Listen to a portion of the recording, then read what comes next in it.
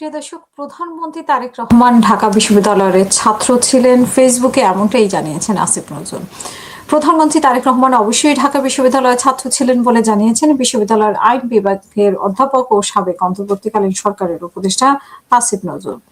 নিজের verified Facebook পেজে দেওয়া এক পোস্টে আসিফ নজরুল লেখেন যে তারেক রহমান ১৯৮৫ থেকে ৮৬ শিক্ষাবর্ষে ঢাকা বিশ্ববিদ্যালয়ের আইন বিভাগে ভর্তি হয়েছিলেন এবং প্রায় ২ মাস ক্লাসও করেছিলেন।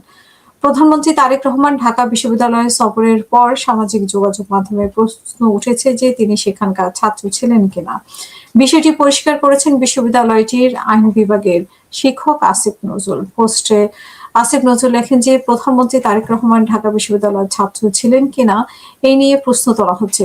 তিনি অবশ্যই ঢাকা বিশ্ববিদ্যালয়ের ছাত্র ছিলেন। তিনি ১৯৮৫ থেকে ৮৬ ব্যাচে মাস দুয়েকে ক্লাস করার পরে তিনি চলে যান এবং আইন বিভাগের উপরের ব্যাচে একজন ছাত্র হিসেবে তখনই তাকে আমি জানতাম, এমনটা বলেছেন। এবং আসিফ নজরুল আরো লেখেন যে তারেক রহমানের সহপাঠীর মধ্যে বেশ কয়েকজন অতি পরিচিত মানুষ রয়েছেন। সাবেক স্পিকার শিরীন শারমিন চৌধুরী, সাবেক উপদেষ্টা রেজান হাসান এবং সুপ্রিম কোর্টের আপিল বিভাগের বর্তমান বিচারপতি ফারা মাহবুব তারেক রহমানের সহপাঠী ছিলেন। এবং আসিফ নজরুল আরো লেখেন যে তখন দেশে এরশাদের প্রবল শাসন চলছিল, যার জন্য প্রয়াত রাষ্ট্রপতি জিয়াউর রহমানের হত্যাকাণ্ডে এরশাদের সম্পৃক্ততার অভিযোগও ছিল। সম্ভবত নিরাপত্তাজনিত কারণেই তাকে আর ভার্সিটিতে পড়াশোনা করা বন্ধ করা হয় এবং ভার্সিটিতে উনি কন্টিনিউ করতে পারেনি, এমনটাই বলেছেন।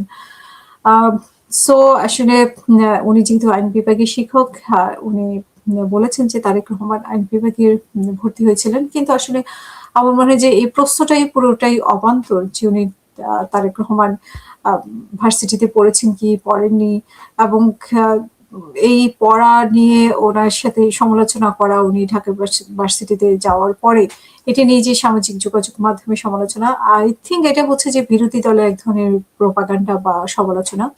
তো এই ধরনের সমালোচনা খুব একটা গঠনমূলক সমালোচনা না। আমরা বিরোধী দলের কাছে অবশ্যই আশা করব যে খুব গঠনমূলক কোনো সমালোচনা করার জন্য। তারেক রহমান বিশ্ববিদ্যালয়ে পড়লেন কি পড়লেন না, সে বিশ্ববিদ্যালয়ে পড়লে উনি যেতে পারবেন, সে বিশ্ববিদ্যালয়ে না পড়লে উনি যেতে পারবেন কিনা, এগুলো একটা মনে করি যে একটা ফালতু আলাপ।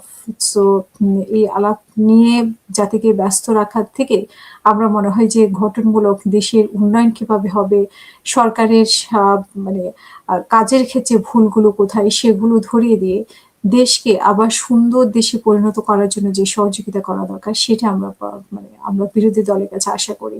এই ধরনের ফালতু প্রোপাগান্ডা করে মানুষকে ব্যস্ত রাখা, মানুষের মগজ ধোলাই করা থেকে আমরা আমরা গঠনমূলক কোনো আলোচনা বা সমালোচনা করতে পারি। সেটা অবশ্যই আমার আপনার সবারই দায়িত্ব সরকারের সমালোচনা করা। সবাই ভালো থাকবেন, আবারও কথা হবে। আসসালামু আলাইকুম।